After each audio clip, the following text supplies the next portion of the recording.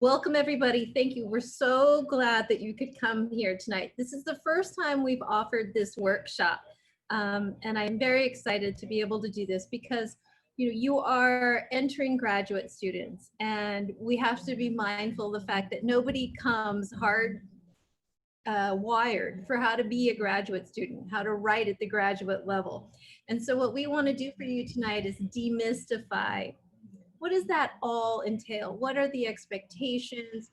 What are the skills? And so take this 90 minutes and there's a follow-up session on Thursday evening and ask those kinds of questions you have that maybe you're not yet comfortable asking your professor, about graduate school, about graduate level writing. And just to give you, I will let Dr. Henry introduce herself and tell you about her impressive CV, but I will tell you that we partner with Dr. Henry, and we have for about 2.5 years, and running the Writing Center. And so when you submit to the SOLS Graduate Student Writing Center, you'll be working with someone such as Dr. Henry, who has a PhD, and who works with academics in getting their own publications out, or with doctoral students who are working on dissertations, or master's students who are working on thesis, or students who are writing their first paper for their first semester for their first class in graduate school. I will put in a plug again for the Writing Center. Visit our website and look at the other workshops that we have coming. There's one on Thursday, which is part 2 to tonight. And then on September 22nd, we have APA. On September 30th, we're doing research writing. October 6th, we have Confusion and Bemusement. It's about the difference between summary and analysis. And then we have Reviewing the Literature Review in October. So check out our website and sign up for our events. Make sure that you access the SOLS Writing Center. The submission form is on our website. And if you have any questions, you can email us at solswc@sandiego.edu. So with that, I'm going to hand things over to Dr. Henry. Take it away, please, and thank you. Wonderful. Yes, absolutely. Hi, everyone. Oh my goodness. I can't believe that you all are joining us. Well, I'm guessing you're probably all over the place, huh? We're not all in San Diego together. So there could be various time zones represented, but here in San Diego, it's about 6 p.m. We are, of course, having, for those of you who might have been following the news, we've had some nearby fires that are affecting the weather. So it's kind of a weird, cloudy and smoky day outside. So I'm happy to be inside with all of you for the next 90 minutes. As Dr. Herrera shared, my name is Sarah Henry, and I am the founder and executive director of an organization called Heartful Editor. And we partner with the University of San Diego to provide academic writing support and coaching services to students in almost every discipline at the university. So business, nursing, leadership studies, peace and justice studies. So quite a few disciplines that mostly work with APA style. And I know you're going to get some more in-depth training on APA over time, but we are going to cover a couple of APA related tips and tricks on our call this evening as well. So just a couple quick things about our organization. I actually went to the University of San Diego as a doctoral student. I was a doctoral student in the Leadership Studies department, and I graduated in 2010. I cannot believe that it was 10 years ago. And I have the good fortune, of course, of partnering with my alma mater to provide writing support to students. We also support 10 other campuses nationally, and we have a team of 45 editors. So I spent 15 years as a university administrator, mostly working with college students in student leadership programs and clubs and organizations. And then I took some time away from my sort of full-time on-campus career to do some caretaking for family. And while I was home, I thought, I'm not much of a Netflix binge watcher. I'm more of, I kind of wanted to find a way to stay engaged in academia and connect with some of my colleagues in education. So I reached out and I asked if anybody would be open to me. Oh, I'm going to go back to, did my view just changed? Hold on a second. There we go. So I reached out to a couple of my friends who from various professional associations that I was a part of, and I asked them if they would be interested in having some support with the editing and formatting of their dissertation. There's probably not a lot of people in the world that would voluntarily do that when they're not working full time and just want something to fill their time. But I always had this sort of passion and love for academic writing. I think that writing is such a powerful way for us to use our voice to affect change in the world.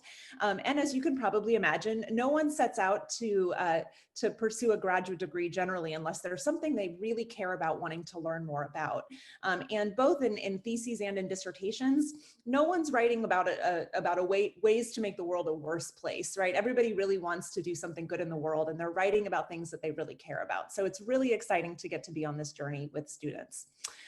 We work with students across the country. We probably support several thousand students a year, as well as faculty from all over the country. So it's a pretty exciting role to have. I live here in San Diego, so really right down the street from the University of San Diego, and I'm excited to share this time with you. As Heather said, this is a two-part series. So tonight I'm gonna share my slides with you, and we're going to talk about some academic writing challenges and myths. We're going to talk about preparing to write well. So some of the things to keep in mind as you prepare to write as a graduate student. And then we'll also talk a little bit about structure and organization, and you all will have a lot of hands-on practice tonight. I love to get students actually writing and practicing some of these skills so that you can immediately take them and apply them to your own writing. So let me go ahead and share my screen real quick.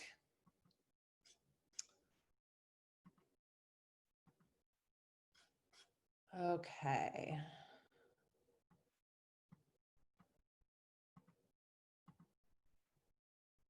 Okay, can I get a couple head nods that you can see this okay?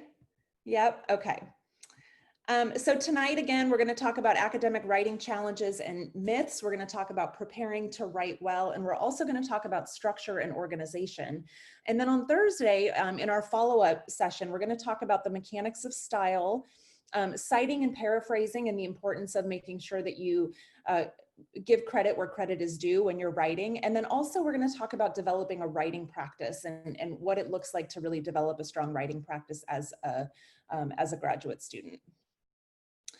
So before we get too far into this, I'd like to have all of you just take a couple seconds to jot down, if you have maybe a piece of paper in front of you or a computer, and just jot down a couple things when you see the phrase academic writing challenges. What are some of the things that come to mind for you specifically? What are some of the challenges that you encounter as a writer?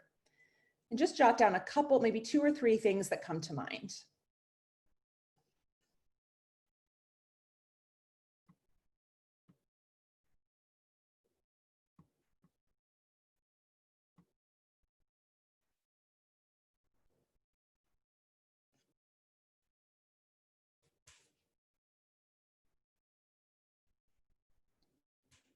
So who can be brave and share an academic writing challenge that comes to mind when they think about graduate level writing? In-text citations. In-text citations, great. Who else? What are some other challenges you might think of when you think of graduate level writing? Procrastination and perfectionism. Oh, that's good. That's good. You must have seen my slides before the presentation. Impressive. What else? Formatting, like APA style. Okay, formatting and APA. Mine is starting the paper. Like, where do I start? Starting the paper, right. How do I even get started? Okay, perfect. What else? Throw out some more. Proper tone and etiquette. Say that one more time. Proper tone and writing etiquette. Okay, tone and etiquette, perfect. Plagiarism is kind of just making sure that I don't take too much from the textbook and how to properly cite that. Okay, perfect. That's a great one. Knowing your audience. Mm-hmm. Yep, knowing your audience. Grammatical errors, so like punctuation. Yeah, absolutely. Well, these are the good news is that these are all normal challenges. When we do a lot of private sessions across the country at universities for graduate and doctoral students, and a lot of times faculty will say, do our students have challenges that are unique to our campus? Are there things that you're seeing with our students specifically? And again, because we work with so many students across the country, we see a lot of the same types of challenges over and over again. And so I like to share them at the beginning of a presentation like this, just so you see how common some of these things are. Sometimes when we're writers, we can sometimes think that we're in this on our own, and that we're maybe the only person that has some of these challenges, and that other students are just able to sit down and write their paper perfectly and it all comes out in APA style and there's no challenges to contend with. But the reality is that's certainly not true. If it were true, Hartwell Editor would not be in business, and we would have no reason to support students on campuses with improving as writers. So there's a couple of things that we see. Some general academic writing challenges. Oh, excuse me. Some general challenges that we see are identifying the topic and the significance. So really being able to not only identify what you want to write about, but why is it important? So being able to respond to the so what question, right? I often ask doctoral students, what's your elevator pitch, right? So tell me in less than 15 to 20 seconds, why is your topic important? Why should I care about your topic? And that's a really, really important thing to know as you transition to graduate level writing. Somebody already mentioned this, but diving in without adequate preparation, right? So it's very common to want to sit down and write and just have it all come out exactly the way that you intended to, perfectly organized with all of the grammar and the mechanics well taken care of. But really writing is a very, very iterative process, and it takes a lot of work to get a paper from no text all the way to where it should be in order to submit it to our instructors or for a thesis or dissertation. Structuring the paper and making a coherent argument. Shifting from writing as an undergraduate to a graduate student. Let's talk about that for just a second. What might be some of the differences between writing as an undergraduate versus a graduate student, do you think? Vocabulary that's used. Okay, vocabulary. Can you say a little bit more about that? What do you think is different about the vocabulary? Just the way that you're supposed to articulate your thoughts to get your point across, maybe not using high school level words to bring everything together. Okay, so maybe elevating the language that we use. Okay. What else? What else might be a difference from writing as an undergraduate versus a graduate student?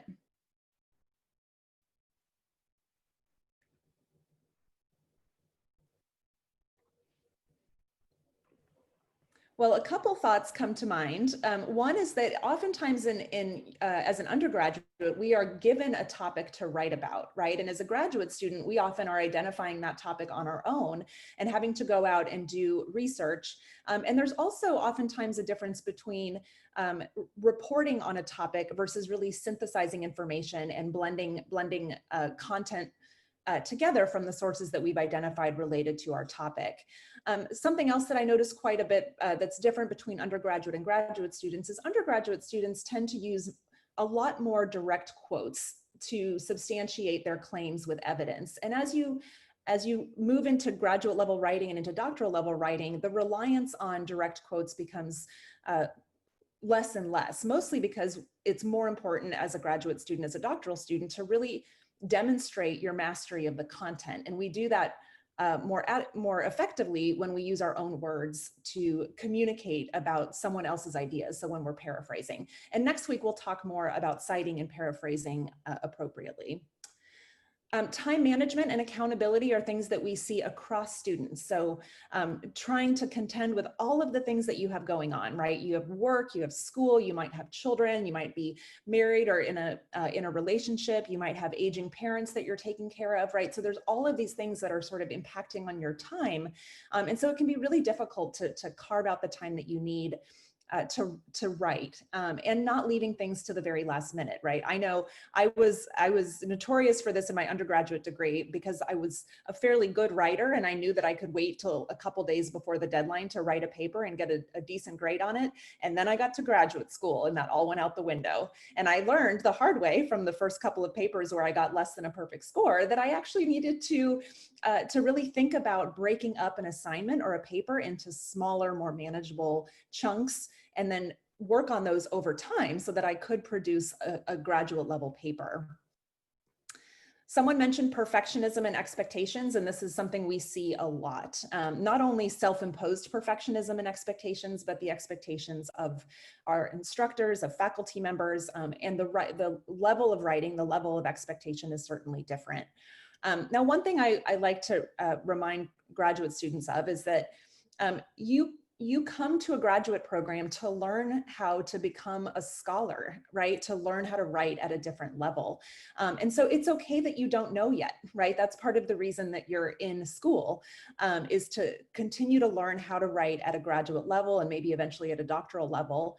And so remember that and be gentle on yourself and be kind to yourself as you continue to learn. I remember the first time I wrote a literature review. I was at the University of San Diego in one of my very first doctoral level classes. And again, having come out of undergrad and my graduate program getting mostly good grades, I wrote my first literature review, and I won't name the professor because he still works at the University of San Diego, but there was so much red on my paper that I wanted to go home and cry in my pillow because I had never gotten that much feedback on a graduate level paper before, or any paper. But it was really an important moment for me to recognize how iterative this process is to get to a point where we really are good as writers at a graduate level. And I had to open myself up to being able to receive that feedback as a gift and to welcome it as a way to strengthen my skill set overall. And eventually I was able to get through my dissertation, graduate from the program, and now, of course, I do this work professionally. So some of the other things that we see related to APA style and the mechanics of writing, someone right at the beginning of the call mentioned sort of the formatting parts. So these are some of the things that we tend to see. Basic grammatical rules like active versus passive voice, basic errors in punctuation around things like commas and colons and semicolons, paraphrasing, quoting, and citing sources. So possibly not providing enough context if you use a quote or you're paraphrasing something from a source. And then, of course, not using the proper format. We see a lot of issues with using introductions and transitions and conclusions. This can be a pretty challenging thing to kind of wrap your head around, which is essentially how do you make your work flow from one section to the next without it sounding choppy as you work through your content. And then also poor use of organizing elements. We're going to talk today about structure and organization, and really thinking through how to prepare well to write papers for your courses. And some of this has to do with using the heading levels that are outlined in APA style. It's a really, really helpful way to think about your work ahead of time instead of doing what many people do, which is just sit down and start writing. So on that note, I wanted to share this image with you. This is obviously someone going on a hike. So when you look at this, what do you think, if you look at this and think about writing, what sorts of thoughts does this bring up for you related to writing? Each one of those trees is individual thoughts and confusion. And you look down the path and it seems so far away. I love that. That's great. You're the first person that's ever given that response, but I think that's wonderful. Thank you. Oh, go ahead. There is a forest with no straight lines, so you're bound to get lost on the because there's no straight road. You might get lost in it. So that's absolutely. Yeah, absolutely. That's a great one. What else, when you think about about writing, what else does this picture bring to mind? I think I'm kind of thinking of it a little differently, but I think of it as like a reflective or narrative piece in writing. Yeah, absolutely. Any To other me, it's thoughts? like a journey or a path, like a journey, like she's at the beginning of the journey of writing the process. Wonderful. Okay. Now, what if I said that that person was your reader? How might that change your impression of the picture? Still a journey. Still a journey. Okay.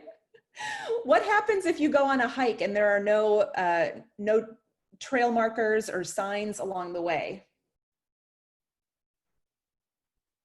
You get lost, right? Absolutely.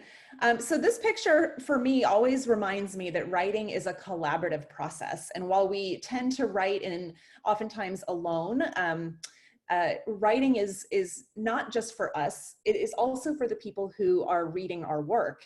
And oftentimes if we sit down to write and we're not thinking about our audience or not thinking about the structure, or in this case, the trail markers or the guideposts, our readers will get lost, right? That'll be hard for them to follow our train of thinking. And so it's really important to remember that writing is not just for us and not just for what we want to say, but it's also making sure that as we write, we're connecting with the person who's going, or people who are going to read our work. So I wanted to start first with thinking about a couple things that we want to identify before we start writing. One is to, of course, know what your topic is. And we're actually going to work together today to do some practice during the session. So I'd like you all to identify a topic that you are passionate about. It doesn't have to be anything academic. If you want to use something like surfing as your topic today, or visiting San Diego, or whatever you want to write about is fine. But if you could just identify sort of a main topic to use as we work through our practice sessions today, that would be really super helpful. You also want to identify what the purpose or intended outcome is of your writing assignment.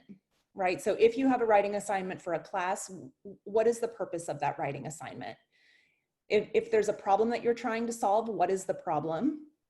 Why is your topic significant? We talked about that earlier. And then who is your audience? Right? Are you writing, let's say you're in a nursing program, are you writing for other nurses? Are you writing for patients? Are you writing for doctors? Are you writing for maybe pharmaceutical companies, right? There's all sorts of people that you could be writing to. So it's really important to know who that is before you start writing. And then it's also important to develop a thesis statement. So a thesis statement focuses your topic into 1 or 2 sentences.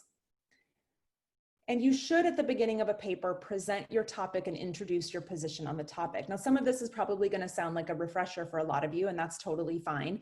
But these are good things to keep in mind as you start to write. The thesis statement should inform your reader what the paper is about, and it should help to keep your writing focused and keep your argument focused, both for you and for your reader.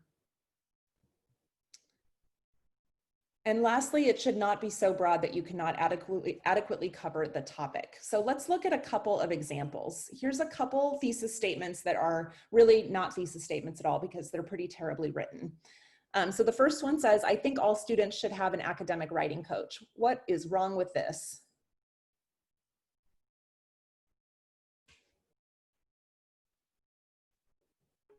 It doesn't state the problem. Oh, Jasmine, go ahead. There's no like why or reasoning behind that statement. Okay, there's no why or reasoning. Okay, I heard another voice. Yeah, it's Douglas. It doesn't state the problem or the person's position. Right, it doesn't state the problem or the person's position, right? Just their opinion. It's just their opinion, absolutely. Perfect. The next one, the same thing. This paper is about the importance of academic writing for graduate students, right? So what? It doesn't tell us anything. The next one, academic writing is an important skill for graduate students, right? Again, these are very just sort of flat, empty statements, and they're opinions, right? They're not a position on something. So let's look at a couple of more well-written thesis statements. Employers seek candidates with strong oral and written communication skills, and academic writing coaching can help graduate students learn to write in a clear and concise manner, strengthen their grammar and use of punctuation, and gain access to more career opportunities. Okay, what do we think of this one?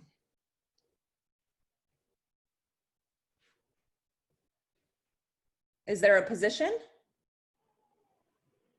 Yes, there is. Their position is that it'll be beneficial for the graduate student.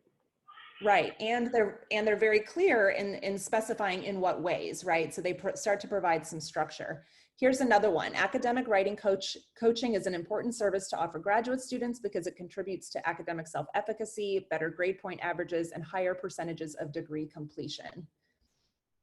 Right, so these are a lot stronger because they do take a position, and they also provide a little bit of guidance on what you might expect to see discussed in the paper itself.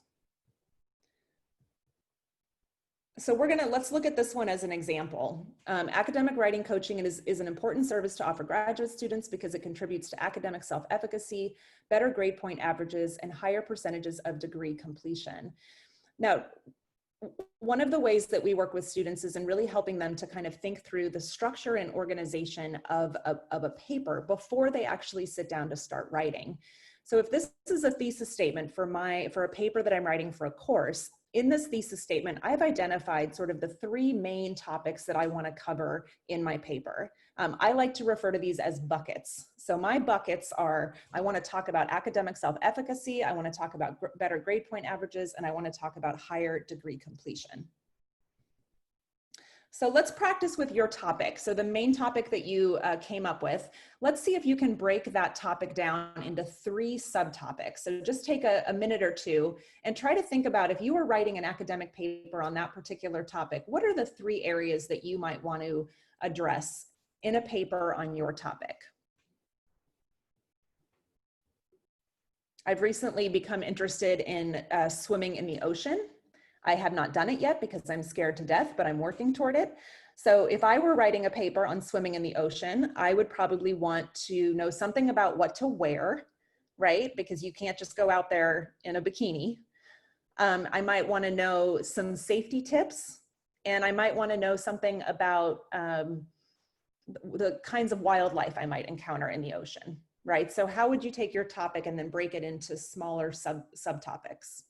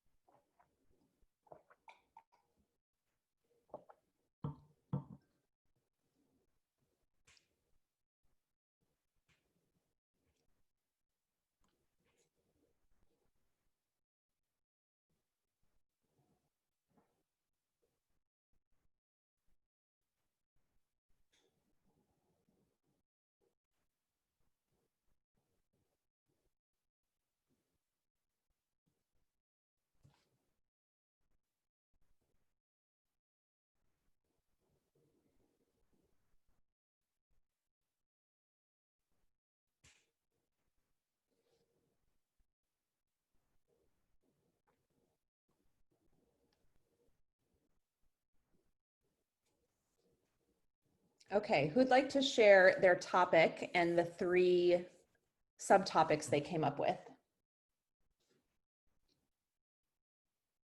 I did giraffes in I love that. What a cool topic.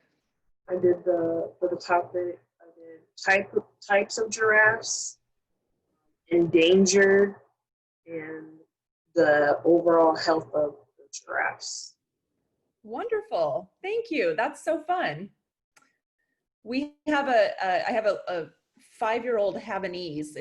I don't know if you're familiar at all with that breed of dog, but her favorite toy is a giraffe that has like the longest arms and legs in the world. And she just whips that thing around all over the place because she just loves it to pieces. I've never heard giraffe as a topic for a paper before, and I love that. That's so great. What else? Any other, can anybody else give an example of their topic and some of their subtopics? Writing a paper about a performance that I made to promote peace within the context of activism. And the topic is about like how the practice and theory are related. So I thought that I would tell the audience why it was made, where, like the location, and how. Wonderful. Thanks, Zoya. Let's do one more example. I can share. So I've been learning how to fly a plane. I'm training for my private pilot license. And That's so cool. some ideas that I've come up with would be how to take off, like the best rate of climb, avoid stalling the plane, what speeds the plane would stall at, and then communication with other pilots or towers. Good job. That's awesome. Are you as scared of flying as I am of swimming in the ocean? I've overcome it. So I've flown so over the weekend I flew from Salt Lake City to Nevada by myself. Oh my gosh, that's so cool. Yeah, it was exciting. Right. It's super smoky from your guys' smoke over there. Yeah, I know. Oh my gosh. Well, you've inspired me now. I'm going to try to get a little bit further out in the water this weekend, just because you actually flew from Salt Lake City to Nevada. Totally. That's so cool. I'm not even really that scared of sharks. I just like even the kelp rubbing up against me, it just grosses me out. So there's obviously some work I need to do to get over my fear of all things in the ocean. But we have been shopping for wetsuits and goggles and all sorts of fun things. So, okay. So when we think about our topic and organizing a paper, one of the ways we can do this is by using the heading levels in APA style. So APA for and we're not going to go into a ton of depth on APA style, but I did want to at least share with you the heading levels in this first part of our two-part presentation, especially as we think about structuring a paper and kind of putting the bones together. So this, of course, is the APA manual. This is from the American Psychological Association, and the 7th edition came out in October. And it was about 10 years or so between the 6th edition coming out and the 7th edition coming out. I was actually in my last semester of my doctoral program at USD when the 6th edition came out. Little did I know that editing my 300-page dissertation in APA would be professional development for a company someday. But in any case, the heading levels are very, very helpful for organizing a paper. And a lot of students can actually really probably do almost half of a paper just by thinking through the structure ahead of time, right? Instead of sitting down and trying to write it all out, if you spend about 20 to 30 minutes, maybe even an hour, really thinking about what the skeleton of your topic sort of looks like, you can save yourself a ton of time. And it ultimately helps you to not only have better structure for you to follow, but also ultimately for your reader. So the 7th edition headings are, there are 5 levels of them.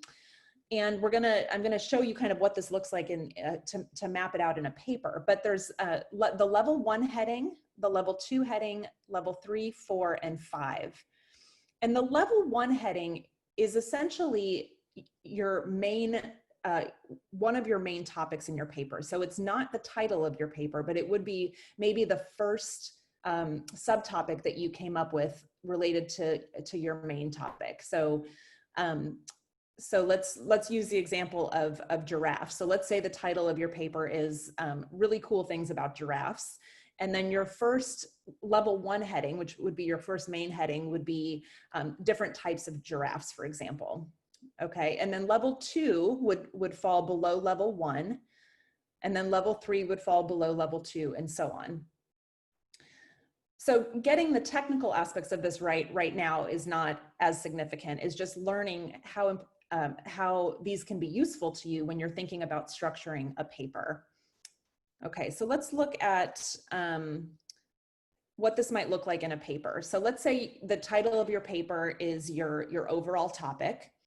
And then you've identified 3 subtopics. So each of those 3 subtopics would become a heading level 1 or a main heading within your paper for your class. Okay, so all of you have hopefully already identified what those 3 sort of main subtopics would be. And those become a main section within a paper. Now, if you wanted to then break each of those sections down further, you would use a heading level 2. So you would focus on these headings. So what I'd like you to do is, and we're not going to do this for all three of the areas that you came up with, but I'd like to try it with at least one. So I'd like you to take one of your subtopics and break it down even further into a few more subtopics within that level. So let's use the example of giraffes. So giraffes, let's say all fun things about giraffes is the title of the paper. Types of giraffes would be heading level 1. That would be one of the main sections in your paper. And then if there are multiple ways to break up that content into subsections, then you could use a heading level 2 to do that. So with your topic, see if you can think of ways that you might break that topic down even further. And just take a couple, like a minute or so to do that.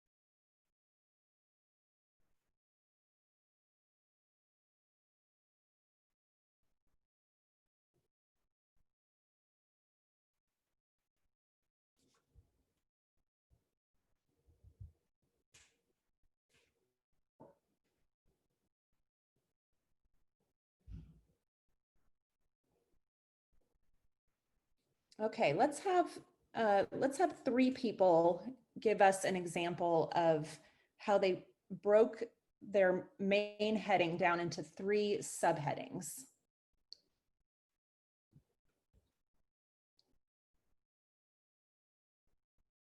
Who'd like to share? And there's no right or wrong answers. This is just exercise to practice kind of putting a skeleton to our writing before we get started. So my topic is self-care. That's a great one. And then I just thought my 3 buckets would be why, how, and when. Okay. And then I broke down the why for good physically, good mentally, good overall. Mm-hmm. And then how would be like exercise, meditate, journal. And I also added lotion as a as a means of self-care. And then the when, morning, noon, night, mini breaks. Wonderful. So you went all the way through. That's great. Yeah. And that's such a simple way to get started. And then from there, you could even go as far as to develop actual subheadings, right? So do you have creative ways that you might want to label each of those sections? Do you want to, instead of just saying, how, why, when, maybe there are other ways that you might want to label your headings, but you did a great job of breaking each of those down into subheadings. Someone else, can we get another example?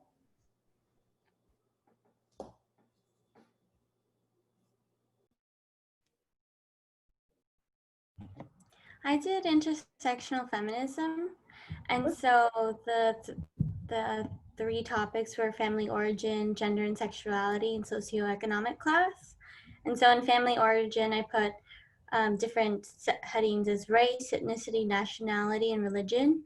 And again, gender and sexuality, I just did subheadings of gender and sexuality. Perfect. That's excellent. Good job. All right, let's do one more example. I did knowing how to cook. Oh, good. The first subheading was lowering your monthly food cost.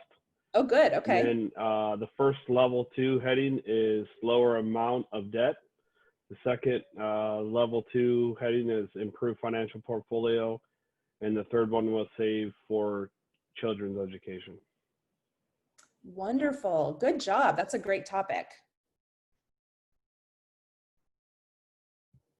Okay, so This would be if we were to go drill down even further. So we're going to try it. This might be a little bit of a challenge, but I think we're all up for it. So under one of your heading level 2 headings, I want you to try to just break it up 2 more times, so into 2 subtopics. And again, as tedious as this is, you can probably imagine how helpful this is if you're trying to write, let's say, a 10 to 15 page paper, even a 5-page paper, to sit down and think to yourself first, well, what are all of these sections going to look like? And you know, do I need to break them up? Are there things that I want to talk about within each of these sections? And it can really help to map this out. So go ahead and take just a second, just pick one of your heading levels, your heading level 2 headings, and see if you can break it down into at least 2 heading level 3 headings.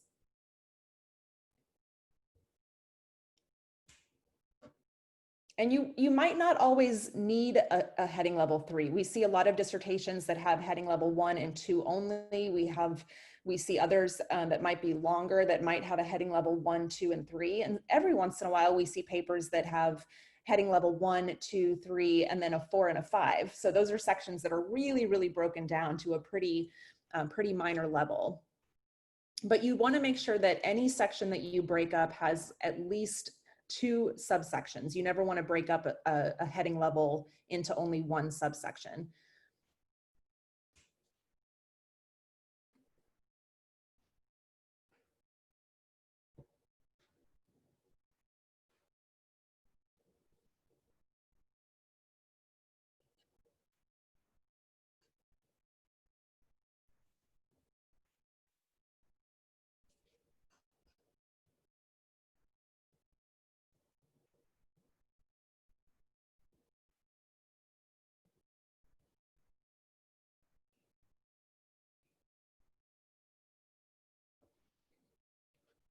Okay, who has an example of how they took a level 2 heading and broke it into level 3 headings?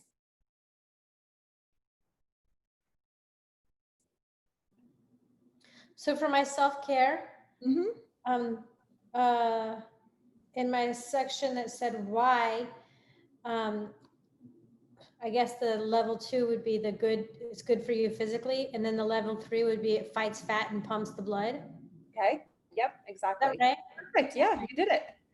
Yeah, so you really modeled this so well, because all of these heading levels are nested in the level above it, right? So you just kind of keep breaking it down as you need to organize your paper.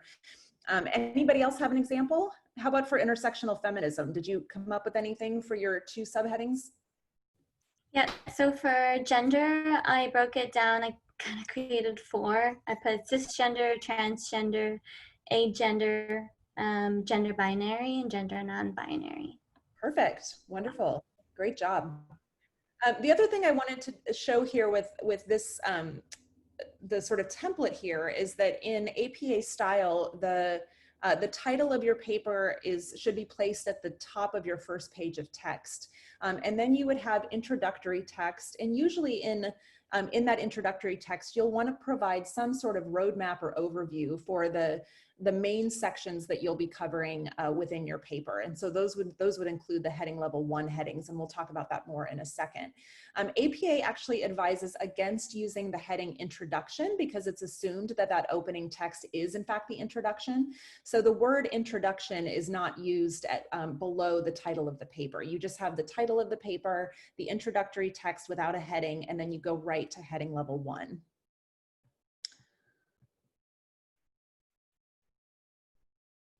So here's a way that you can introduce the main section in your paper. So that first sentence really should be a strong thesis statement that informs your reader what the section is about and serves as a guide for you and your reader to follow. And then again, similar to the image we saw earlier of the woman heading out on the hike, right? We want to be able to provide that sort of initial roadmap for our reader to tell them what we're going to tell them in the paper. And while that seems ridiculously repetitive, it's actually very, very helpful from the reader's perspective. So being able to say, in the following sections, I discuss heading level 2, heading level 2, heading level 2. So these would be the subsections within this particular main section of the paper, right? Now I bolded and underlined the word or the pronoun I on purpose, because a lot of times we've heard, as we've learned to write, that third person is preferred in academic writing. And this has actually shifted all the way from third person to now first person being not only recommended, but expected. So in APA style, in the 7th edition, first person should be used anytime we're talking about actions that we took, let's say in a research study, or when we're talking about our own position about something. I know when I was in graduate school and even in my doctoral program, I mean, if you said my or I anywhere in an academic paper, you would get points marked off. And that's been a pretty big shift in academic writing, to really allow writers to write from their own voice and use I and my throughout their academic writing. So that's probably something that you'll still see from time to time, where instructors might ask you to still write in the third person, but per APA in the 7th edition, first person is the recommendation. So again, if you had a paper and you had your first main topic there as heading level 1, this might be an opening sentence. So your thesis statement, and then a transition into what those next subtopics would be. So heading level 2, and then your topic sentence for subtopic 1. Now, a lot of students that we work with, when they're really struggling with organization, we have them go through this and actually write out their topic sentence for each of those subtopics. You can even go so far as to write a transition sentence for every single one of those sections, so that you really are creating sort of an overall template for your paper before you ever sit down and kind of start filling in the gaps with evidence to support your main ideas.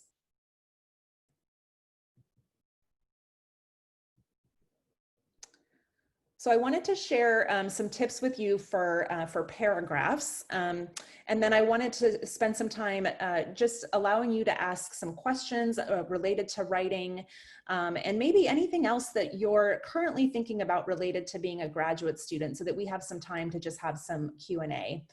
So in terms of writing paragraphs, you want to make sure that paragraphs are clear and coherent and focus on one main idea. Almost every single paper we receive has paragraphs that try to get 2 or 3 main ideas sort of smashed into one paragraph, and that can be very, very challenging to follow. So you really want to try to keep one topic per paragraph. And of course, you want to start with a strong topic sentence for every paragraph, and paragraphs in general should be anywhere from 3 to 6 sentences. Generally, if you have too few sentences, that can communicate a lack of depth or breadth on a particular topic. And if you have too many sentences, that often means that there's a lack of focus or a lack of structure. So really that 3 to 6 sentences is a pretty, I would say, kind of the sweet spot in terms of focusing on length. If you ever have a paragraph that it's taking up the entirety of a word, one page in Word, it's probably too long. If you have a sentence that's only, or a paragraph that's only 2 sentences, it probably doesn't have enough depth to really sort of build out one of your main ideas. So that's just something to kind of follow. All of the sentences that follow your topic sentence should provide evidence to support your main idea. So you want to make sure that everything that you're including in that paragraph is providing support to that initial topic sentence that you use to start a paragraph. And then there's some helpful ways to create flow and continuity in your writing, and you can use transition words to lead your reader through your writing, and also use transition sentences to shift from one paragraph to the next. So instead of just dropping off at the end of a paragraph and starting at the next one, really thinking about what is the glue that holds all of your paragraphs together, and making sure that you're kind of sticking them together with a sentence that wraps up one paragraph and then transitions you and the reader to the next paragraph. Okay, so we've already talked about the Souls Graduate Writing Center, so you know what the process is. You can submit your papers to the Souls Writing Center via the online portal.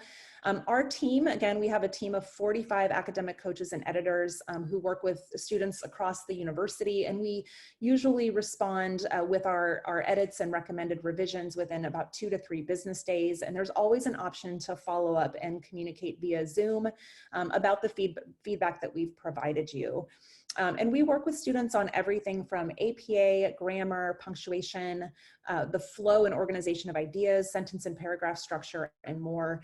I know, again, that you're going to be getting some additional support on APA, I think, later this month, but that is generally what we, most students use APA style that work with the center. And so we do provide a lot of support on everything from citations to reference entries and helping students to make sure that they're formatting all of those things correctly in APA style. The APA style blog is also a really great place to go to get more information about editing and formatting in APA style. And then of course, if you don't have the manual yet, I think it's a really good purchase. I think it's $43, but again, it just came out. So even though that might seem like a lot, there is so much information in this manual to help you both with grammar and the mechanics of style, all the way through, you know, citing sources correctly, knowing when to paraphrase and when to cite directly. And I think it's chapter 10 in the manual has probably 100 examples of different types of reference entries, and also how to cite those types of references, both in terms of a parenthetical citation and a narrative citation. So it's a super, super helpful tool as you start your graduate program. I wanted to spend some time just kind of having open Q&A and just hearing from you all if there are questions that you have about graduate level writing, things that you've heard that maybe you'd like some advice on, things that are maybe a little scary or you're unsure about. So I'll stop there and just let you sort of ask any questions that you might have.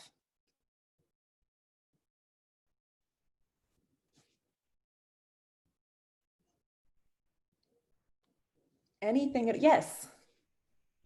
So I just bought the 6th edition of the manual, and I just want to make sure that if I use that book, that it wouldn't harm me in any way in turning in my assignments and getting like the red marks on my paper.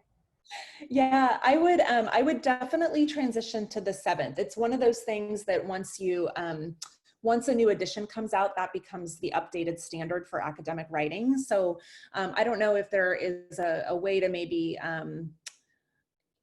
yeah, I don't know if there's a way to send it back or return it, but I definitely would purchase the newest edition. There are definitely things in there that are helpful, but there have been a lot of changes to the format of citations, the format of reference entries. So some of those real sort of small details definitely have shifted between the 6th and the 7th edition. Okay, thank you so much. Yeah, absolutely.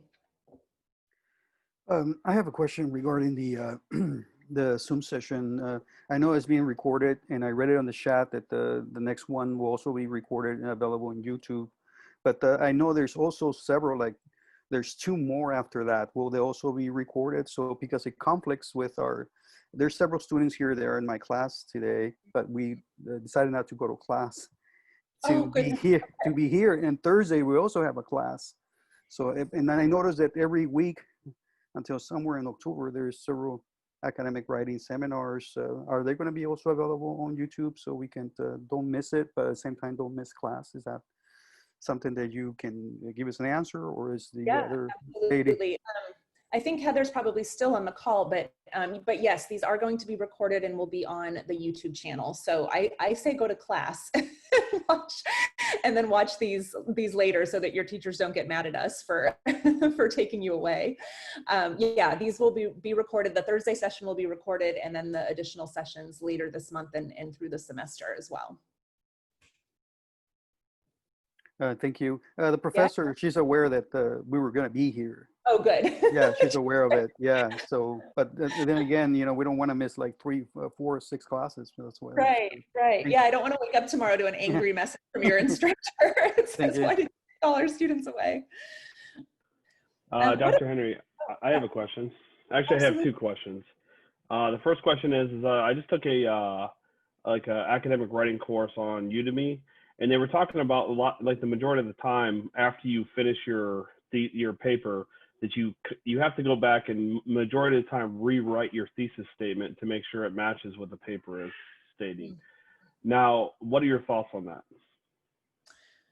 Yeah, that's interesting. I mean, I suppose that as you write, here the thought that I'm having about this is that we often see, for example, with doctoral students who are writing a dissertation, you know, they'll write their introduction, let's say, for their dissertation. And then after the study's complete, they oftentimes have to go back to chapter 1 and sort of tweak things a little bit to make sure that there's consistency throughout the paper. So I think that's probably what that's getting at, that you want to make sure that, you know, as you're writing the paper, you know, you could be reading different sources and learning more and more as you're writing the paper. So it's possible that your topic will start to sort of shift and morph as you put more of that content together, which means that you would then want to just make sure that your topic sentence or your thesis statement is reflective of what the paper ended up being. Does that make sense? Yes, it does. Okay. And I had a second question. You talked about transitions. Do you recommend writing transitions in between different headings? I know you recommend them in between paragraphs. Yes, so it's not technically an APA rule to do that. There's plenty of examples of APA papers that have a heading level 1 and then a heading level 2 immediately after it. I personally think both visually and in terms of sort of providing a roadmap for your reader, I think it's helpful to at least have a sentence or two as sort of an intro at the beginning of a major section before you head into a subsection. Awesome, thank you. You're welcome. What else? Even if there's some questions related to just success as a graduate student, anything that you might be concerned about or have questions about, I'm happy to chat with you about those concerns.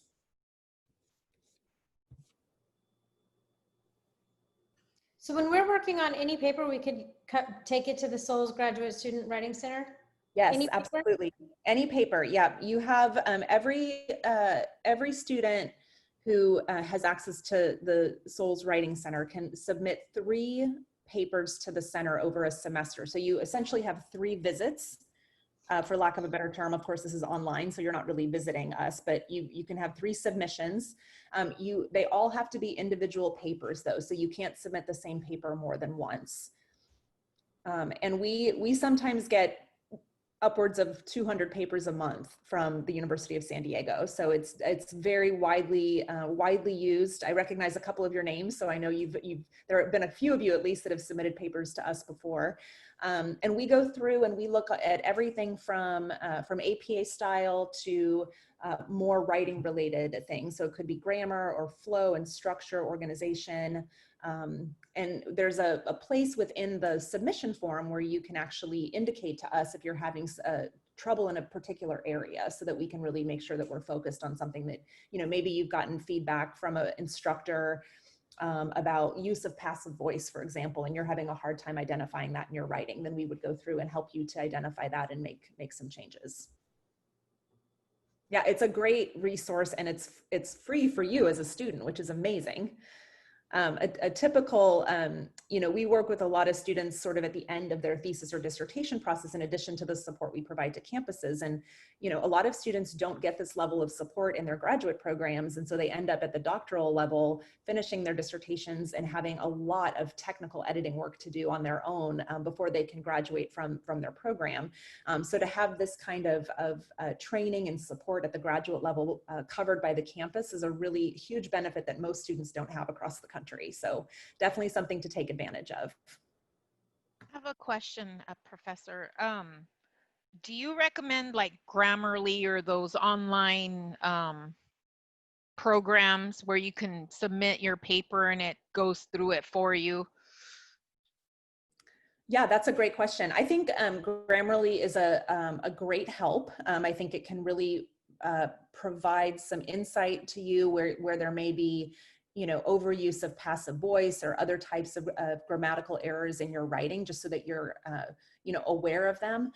There are, every software program has limitations. I think one of the things that we see with Grammarly, for example, is that they tend to suggest synonyms for words that you might use more than once, right? And so sometimes, for example, let's say you have a key word or a key term related to your area of research that needs to be consistent throughout your writing because it's a key term, and Grammarly doesn't know that, right? So they'll recommend that you change every single instance of that in your paper, and so it ends up not making any sense. So I think as long as you're a sort of responsible and intentional user of Grammarly, I think you'll be fine, and I think it's a really great tool.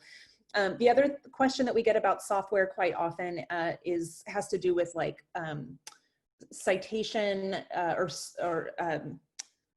software programs that help you to organize your sources, for example. So there's things like Zotero or Mendeley, and these programs you can you can input the information from a source, and then at the end of your paper, you can create a reference list using the data that you've inputted into those programs. Again, there are pluses to those. I think they're really good for organizational purposes, especially when you're working on a longer document like a thesis or a dissertation, but there can be some limitations to them. They generally do not format things perfectly in APA style. There's usually a lot of, some work that we have to do to kind of help correct things like that. But they are very good for storage and for organization. So I would say that anything like that can be helpful, but just remember that nothing is perfect. The only other thing I'll mention is there are a number of programs that can help students to detect potential plagiarism, right? So there's a program called turnitin.com. There's a couple of different programs. And really, this is intended to help you to see, are you paraphrasing in a way that's too close to the original work of the author, right? Because when we paraphrase someone's ideas, we want to make sure that we're using our own words, not just changing a word in somebody else's writing. So turnitin.com can help to sort of let you know, hey, there's some problem areas in your paper. It looks like, when you were paraphrasing, you were a little too close to what the original author wrote. And that way you can help to address that in your writing as well. We are going to talk next week about citations and paraphrasing and making sure that you're citing correctly and those types of things. So we'll dig in more to that next week. I think I saw another hand. Was that Zoya?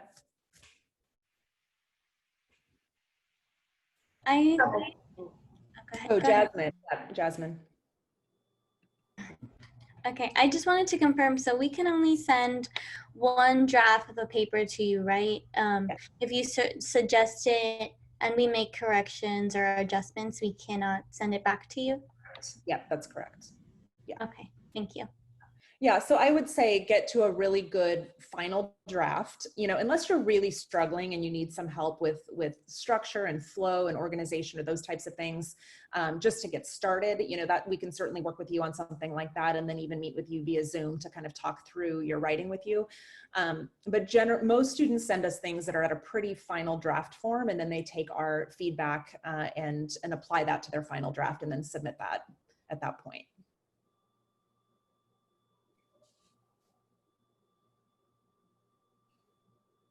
For the introductory text on the layout when you're outlining your paper, is that the same part of the abstract? Oh, that's a great question. I didn't include an example here of an abstract, but typically if you're writing a paper that requires an abstract, and some of your instructors may ask you to do that and others may not, but the abstract would actually come before the first page of text. So you would have your title page and then the abstract and then the first page of your actual paper. And then the word abstract on that page is in bold font, and usually the first line of the abstract is not indented. And generally they're about 250 words in length, but we usually don't see abstracts required until like a thesis or dissertation. So, but it's of course possible that your instructor will want you to write one. Does that answer your question? Yes. Okay. So what's the difference then with the abstract and the executive summary? Because I think we have some executive summary Mhm. for you. What's the difference on that? Yeah, that's a great, are you in a nursing program? Yeah, I'm in the healthcare informatics and analytics one. The abstract is really intended to be the overview of a research study. So you're sort of providing the bare bones of what you completed as part of a research study, so that when, let's say, you publish something, other scholars are able to read the abstract and determine, yes, this is relevant to what I'm doing and I want to read further, or not. An executive summary is really most often seen in sort of more professional settings, but it's a really helpful way to also sort of get an overview of a project, but not as robust as the full paper. So they just have different purposes. Thank you.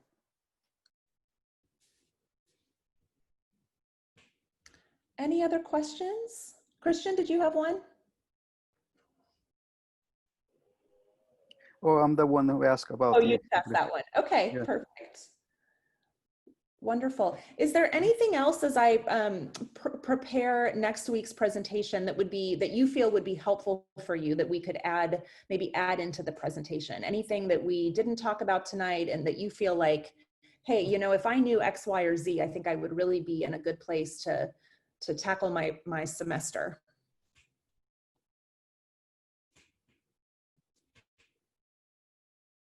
More examples? More examples? Okay. Yeah, absolutely. We could certainly do that.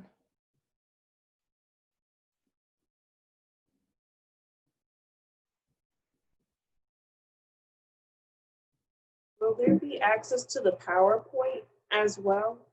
Yeah, absolutely. So the presentation itself will be recorded, but I'll also send out the presentation so that you all have access to that. So I'll make sure to get this over to Heather so she can distribute it to those of you who were here for the presentation. Well, my email address is just my first name. It's SARA@heartfuleditor.com. If you ever have any questions or need any guidance, feel free to reach out. I'm here to serve as a source of support for you. And of course, I look forward to working with you as part of the Souls Graduate Writing Center. If there are no more questions, we can go ahead and end a little bit early, and that's totally fine. And I'll look forward to seeing you all next week. Is Heather still on the call? Heather Herrera? I think she might have left. Okay, well, thank you, everyone. I hope you have a wonderful evening. Please stay safe out there. I know we're living in a wild and crazy world right now, but please stay safe, and we'll look forward to seeing you on Thursday. Have a good night. Thank you. Bye-bye.